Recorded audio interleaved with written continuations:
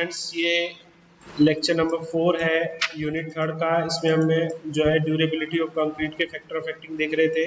तो उसमें हमने जो है टेम्परेचर, मॉइस्चर चेंज, ठीक है, फिजिकल फैक्टर डिस्कस कर लिए थे। आज हम जो है बायोलॉजिकल फैक्टर और जो है आपका केमिकल फैक्टर को डिस्कस करेंगे। तो देखिए बायोलॉजिकल फैक्टर कंक्रीट को कैसे डिटोरेट करता है। देखिए बायोलॉजिकल फैक्टर्स में जो लिविंग ऑर्गेनिज्म आते हैं such as plant, sponges, boring cells और मरीन बोन्स, उसमें क्या होता है कि जैसे आपकी कंक्रीट है उसमें अगर वो उसको काई या लाइकन आ जाए उस पर, ठीक है, which are the plant of higher order, देखिए cause insignificant damage of the concrete. देखिए इमेज दिखा रखी है यहाँ पर, ये कंक्रीट की सरफेस है जिस पर ये ग्रीन कलर की काई जमी हुई है। कंक्रीट है जिस पर ग्रीन कलर की काई जमी है जिसे अपन मोजेस या लाइकन बोलते हैं। तो ये मोजेस और लाइकन क्या करेंगे, कंक्रीट में फाइन रूट क्रिएट कर देंगे और इस फाइन रूट में वो कार्बोनिक एसिड को ट्रेवल कराते हैं। जो कार्बोनिक एसिड है फिर बाद में वो डिसइंटीग्रेट होता है और कंक्रीट पर अटैक करता है, जिससे कंक्रीट में जो है आपके डिसइंटीग्रेशन स्टार्ट हो जाता है। तो ये जैसे ही कंक्रीट के सरफेस पर काई जम जाती है तो वो कंक्रीट को डिसइंटीग्रेशन स्टार्ट कर देती है, ठीक है। ये जो फैक्टर्स आते हैं वो बायोलॉजिकल फैक्टर्स आते हैं जो कंक्रीट की ड्यूरेबिलिटी को इफेक्ट करते हैं। These plant produce weak acid in the finer hair root. The root enable mosses or lynches to adhere the concrete. Concrete में आ जाते हैं। The acid are produced, mosses or lynches will attack the cement paste and cause concrete to deteriorate. ठीक है, concrete को deterioration start कर देते हैं ये मोसेस और लाइकन।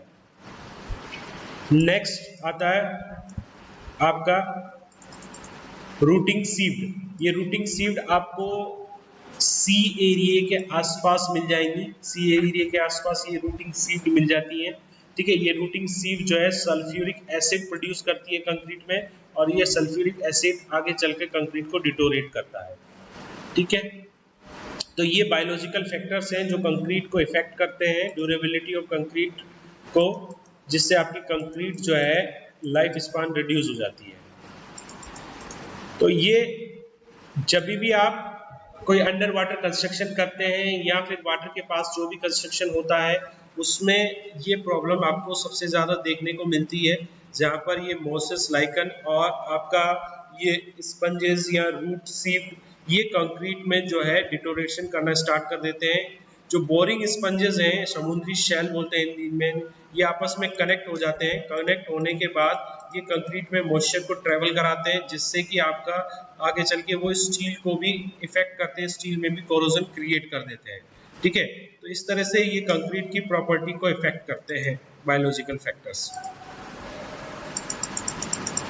केमिकल फैक्टर्स की बात करें तो केमिकल फैक्टर में सबसे इंपॉर्टेंट फैक्टर जो अपन ने डिस्कस किया है, पहले भी समझा है, एल्काइल एग्रीगेट रिएक्शन, जिसमें आपको पता है कि जो एग्रीगेट में जो सिलिका कंटेंट होता है वो आपका सीमेंट पेस्ट में जो एल्काइल्स होते हैं उनके साथ रिएक्ट करके एक्सपेंशन करता है, जिसकी वजह से कंक्रीट में जो है केमिकल रिएक्शन होने की वजह से कंक्रीट में जो है वॉल्यूम बढ़ जाता है कंक्रीट का, और वॉल्यूम बढ़ने से कंक्रीट में डिसइंटीग्रेशन होता है।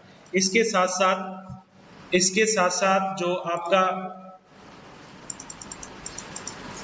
ये आयंस है इनकी कंसंट्रेशन भी कंक्रीट में जो है आपकी वर्केबिलिटी, सॉरी, कंक्रीट की स्ट्रेंथ को इफेक्ट करती है, जिसे large concentration of sodium, potassium और हाइड्रोक्सिल आयन ये पीएच बढ़ा देंगे। पीएच बढ़ाने के साथ साथ ये सीमेंट पेस्ट की जो केमिकल इक्वेशन है उसको डिसइक्विलिब्रियम में ला देंगे, और जब ये डिसइक्विलिब्रियम में आ जाएगा तो ये फिजिकल इफेक्ट्स कंक्रीट की सरफेस पर जनरेट हो जाएंगे, जिससे कंक्रीट में पोरोसिटी और परमेबिलिटी आ जाएगी, और ये परमेबिलिटी से कंक्रीट की स्ट्रेंथ रिड्यूस हो जाएगी एंड कंक्रीट में स्केलिंग या स्पालिंग जो मोटार है कंक्रीट की सरफेस से वो हट जाएगा, ठीक है। तो ये प्रॉब्लम्स केमिकल अटैक की वजह से कंक्रीट में होती हैं, ठीक है।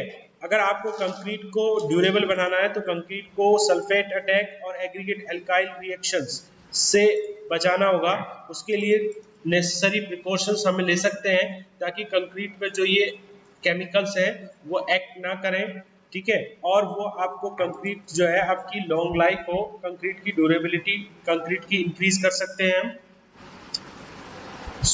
ये आपके ड्यूरेबिलिटी ऑफ कंक्रीट में जो फैक्टर अफेक्टिंग है उसमें जो आपका बायोलॉजिकल फैक्टर और केमिकल फैक्टर को हमने यहाँ डिस्कस किया डिटेल में।